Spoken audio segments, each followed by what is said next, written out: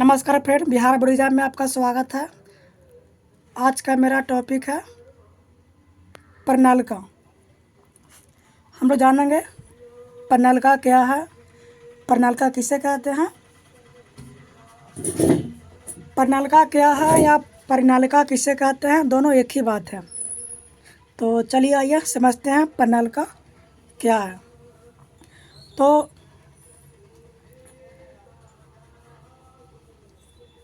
दोस्त, प्रणालिका को परिभाषा आप इस तरह लिख सकते हैं कि जब एक खोखले विद्युत रोधी बेलन पर, विद्युत रोधी का मतलब होता है अर्धचालक, जब एक अर्धचालक गोलक पर खोखले बेलन पर एक लंबे विद्युत रोधी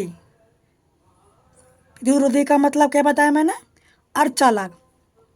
जब एक खोखले विद्युत रोधी बेलन पर एक लंबे विद्युत रोधी तार को सर्पित रूप में, सर्पित मतलब गोल गोल, सांप के जैसा गोल गोल, इस प्रकार लपटा जाए कि फेरों की संख्या एक दूसरे से अलग अलग हो। मतलब आपको एक खोखला गोला लेना है जिसमें विद्युत रोधी मतलब अर्धचालक तार को लपेटना है। वो तार को इस प्रकार लपेटना है कि फेरों की संख्या जो है ओवरलैप नहीं करे, सारा फेरा अलग अलग हो। तो इस प्रकार की व्यवस्था को हम क्या कहेंगे, प्रणालिका कहेंगे। एक और फिर से देखते हैं। जब एक खोखले विद्युत रोधी बेलन पर एक लंबे विद्युत रोधी तार को सर्पित रूप में इस प्रकार लपटा जाए कि फेरों की संख्या एक दूसरे से अलग अलग हो, ओवरलैप नहीं करे, तो इस प्रकार की व्यवस्था को हम प्रणालिका कहते हैं। चलिए आइए समझते हैं फिगर से कि आखिर प्रणालिका होता है कैसा। तो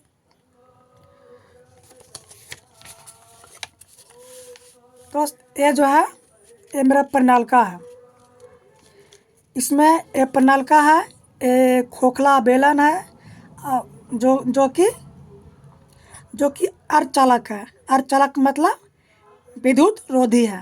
और ये तार मैंने लपटा हूँ सर्पित रूप में गोल गोल। ये तार भी कैसा है, अर्धचालक है, मतलब विद्युत रोधी है। इसको मतलब सर्पित रूप में लपेटना है। आप देख सकते हैं मैंने फिगर बनाया हूँ, कोई भी फेरा एक के ऊपर एक ओवरलैप नहीं कर रहा है, सारा फेरा अलग अलग है। तो इस प्रकार की व्यवस्था को हम प्रणालिका कहते हैं। दोस्त, जब इस प्रणालिका में जो तार लिपटे हैं, वो तार को हम अगर बैटरी से जोड़ते हैं तो ये बैटरी से जोड़ने के बाद ये विद्युत चुंबक की तरह काम करता है, मतलब विद्युत चुंबक बन जाता है। चलिए बैटरी से जोड़ के दिखाते हैं हम। ये रहा फ्रेंड्स, हमने इसको दोनों तार को एक बैटरी से कनेक्ट कर दिया हूँ। एक बड़ा लाइन एक छोटा लाइन मिलके एक बैटरी बनता है। बैटरी का संकेत ऐसा होता है, ऐसा 2-3 जोड़ देने से एक बड़ा लाइन एक छोटा लाइन, ये सेल है। ये एक सेल हुआ, ये 2 सेल हुआ, ये तीसरा सेल हुआ। सेल को समूह को बैटरी कहते हैं। ये कई सेल को आपस में जोड़ देंगे हम तो बैटरी बन जाता है। जैसे आप देख सकते हैं इसमें 3 सेल मैंने जोड़ा हूँ। ये रहा एक बड़ा एक छोटा मिल करके एक सेल बनता है। तो 1 सेल 2 सेल 3 सेल, मैंने 3 सेल जोड़ा हूँ। 3 सेल में जो बड़ा लाइन दिखाते हैं वो धन ध्रुव होता है, और छोटा जो लाइन होता है वो ऋण ध्रुव होता है। बैटरी बनाने के लिए सेल को मतलब ऋण ध्रुव वाला को धन से और धन वाला को ऋण से, इसी प्रकार जोड़ना होता है। तो मैंने 3 बैटरी को जोड़ दिया हूँ।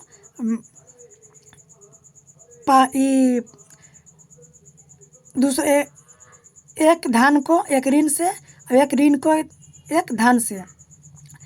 आप देख सकते हैं मैंने इंडिकेट कर दिया हूँ। वो बड़ा लाइन प्लस वाला है और छोटा लाइन माइनस वाला है। आपको समझ में आ रहा होगा। और इसमें मैंने एक कुंजी भी लगा दिया हूँ। कुंजी बोला तो प्लग स्विच, ठीक है। मैंने स्विच को ऑन कर दिया हूँ, ठीक। ऑन जैसे ही स्विच ऑन होगा तो इससे इस परिपथ से जो है धारा गुजरेगा, करंट गुजरेगा। क्या गुजरेगा? करंट। तो करंट गुजरने जैसे ही मतलब स्विच ऑन करते हैं तो ये धारा बहने लगता है। धारा बहने के कारण जो है ये प्रणाली का विद्युत चुंबक की तरह काम करने लगता है। कैसा काम करने लगता है? विद्युत चुंबक की तरह काम करने लगता है। फ्रेंड्स, आपको ये भी मालूम होना चाहिए, मालूम होगा भी कि जब किसी चालक तार से विद्युत धारा का प्रवाह होता है तो उस चालक तार में चुंबकीय क्षेत्र उत्पन्न होता है। तो आप देख सकते हैं प्रणालिका में मैंने बैटरी जोड़ा। बैटरी जोड़ने के बाद कुंजी को चालू किया, ऑन किया, तो ऑब्वियस सी बात है कि इसमें विद्युत धारा का प्रवाह हो रहा है, तो चुंबकीय क्षेत्र उत्पन्न होगा। तो इसमें चुंबकीय क्षेत्र कैसे देखते हैं? तो इसमें चुंबकीय क्षेत्र का पता लगाते हैं मैक्सवेल के दाहिने हाथ के नियम से।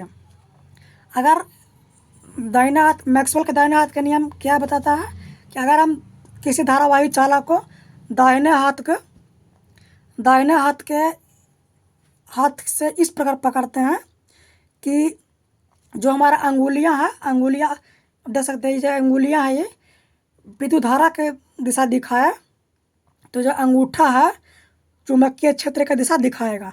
तो मतलब तार इस प्रकार लिपटा हुआ है, तो मैंने इसको ऐसे पकड़ूंगा हाथ में, तो ये जो अंगुली है ये विद्युत धारा की दिशा दिखाएगा। तो ये अंगूठा जो ये मेरा है वो चुंबकीय क्षेत्र की दिशा दिखाएगा। आप देख पा रहे होंगे दोस्त, मैंने एक बार फिर से उसी प्रकार के चित्र लिया हूँ, लेकिन इसमें कुछ थोड़ा सा अलग है। उस ऊपर वाला में एक खोखला बेलन था, उसके ऊपर मैंने तार को सर्पित रूप में लपेटा था। इसमें भी वही है, मैंने एक प्रणालिका लिया हूँ, इसमें जो खोखला है और इसमें तार लपेटा हूँ, लेकिन एक खोखला बेलन के अंदर में एक छड़ है। क्या छड़ है? नरम छड़ है, ठीक है। अब आगे क्या समझना है दोस्तों? जब इस प्रणालिका में हम विद्युत धारा को प्रवाह करते हैं तो ये जो छड़ है, विद्युत धारा प्रवाह करने पर ये जो छड़ है, ये छड़ विद्युत चुंबक में बदल जाता है, जो काफ़ी शक्तिशाली होता है। तो विद्युत चुंबक बनाने के लिए प्रणालिका का ही प्रयोग किया जाता है। इसी प्रकार प्रणालिका के अंदर एक नरम लोहे का छड़ को डाला जाता है और उसमें करंट की सप्लाई होती है। तो वो जो नरम लोहा का छड़ है वो पट से मतलब जस्ट तुरंत ही वो विद्युत चुंबक की भांति कार्य करने लगता है। और जैसे ही स्विच को ऑफ कर देंगे तो वो अपना चुंबकत्व गुण खो देता है।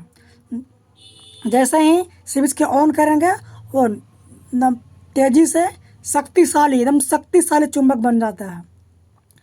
तो आप और ये जो छड़ है प्रणालिका के अंदर, इसको क्या बोलते हैं? इसको क्रोड बोला जाता है, क्रोड। तो आप ये भी समझ गए होंगे कि छड़ चुंबक कैसे बनाया जाता है। तो छड़ चुंबक कैसे बना जाता है तो हम बताएंगे कि प्रणालिका के अंदर खोखले वाले भाग में बेलन में एक छड़ को लगाया जाता है और करंट को सप्लाई किया जाता है। करंट सप्लाई होते ही वो तुरंत विद्युत चुंबक की तरह कार्य करने लगता है।